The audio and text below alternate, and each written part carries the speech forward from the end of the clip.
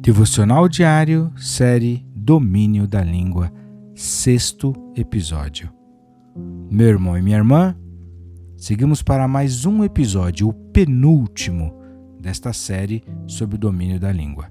Hoje é o 6º e amanhã, no 7º e último episódio, concluiremos essa série. Mas hoje, neste penúltimo, às vésperas de encerrarmos essa série, nesse 6º episódio, eu quero falar sobre a fonte de água doce e a fonte da água amarga. E, para tanto, eu convido você a ler comigo o mesmo texto que temos baseado toda essa série, o capítulo 3 de Tiago, especificamente nos versos 11 e 12. Tiago 3, 11, 12. Porventura deita alguma fonte de um mesmo manancial água doce e água amargosa? Meus irmãos, pode também a figueira produzir azeitonas ou a videira figos? Assim, tampouco pode uma fonte dar água salgada e doce. Tiago fala aqui da incompatibilidade entre uma fonte pura e uma água impura. Não dá para conviver, existir, ocorrer uma fonte pura produzindo uma água não pura. Isso é importante, meu irmão e minha irmã, considerar que no contexto da seca palestina, a qualidade da fonte, que no texto original é a palavra pege, era vital, porque disso dependia a vida de muitas aldeias. Você está num ambiente de seca, num deserto, encontra uma fonte e a água é salgada. Há muitos lugares no sertão nordestino onde a água é salobra.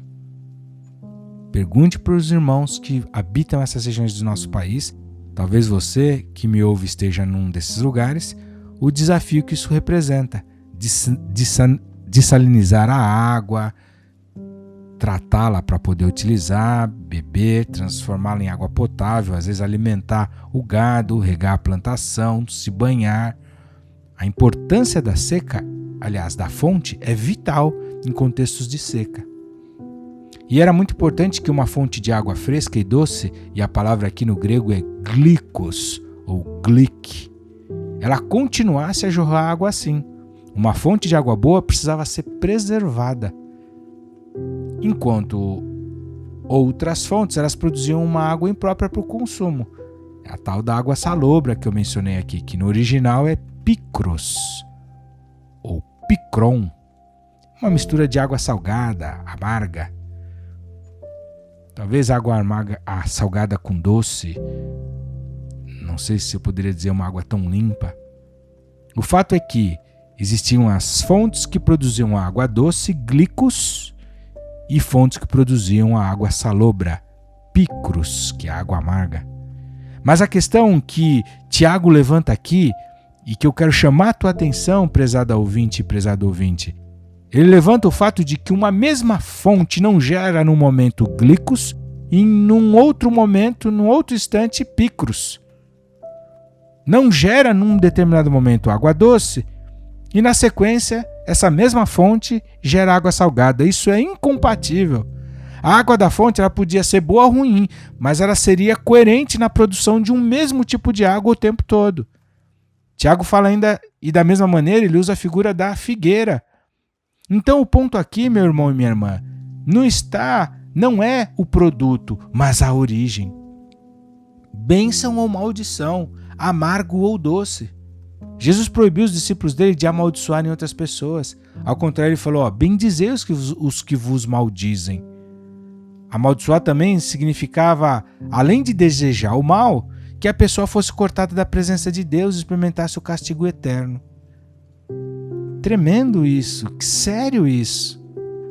E como talvez eu colocaria uma acusação final e apogística, no apogeu a essa questão da língua, no ponto alto desse texto, dessa repreensão, dessa exortação sobre o mau uso da língua, Tiago condena a ambiguidade, meu irmão e minha irmã, a oscilação, a incoerência, a instabilidade de um ânimo dobre, de um coração dividido.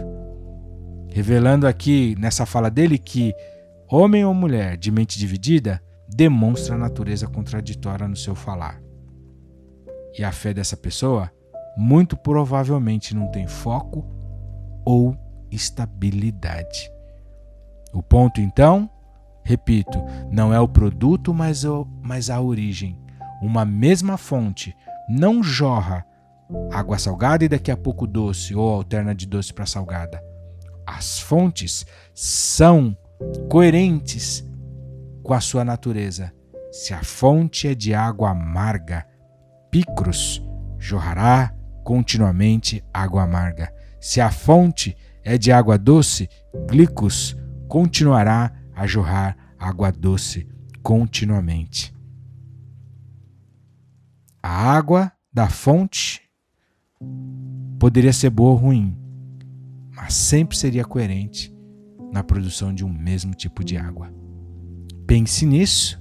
No próximo e último episódio dessa série, vamos falar do segredo então. Como se resolve essa questão da fonte, como se doutrina a sua língua, como se domina ela, qual a solução, qual o segredo. Até lá, Deus te abençoe, espero você.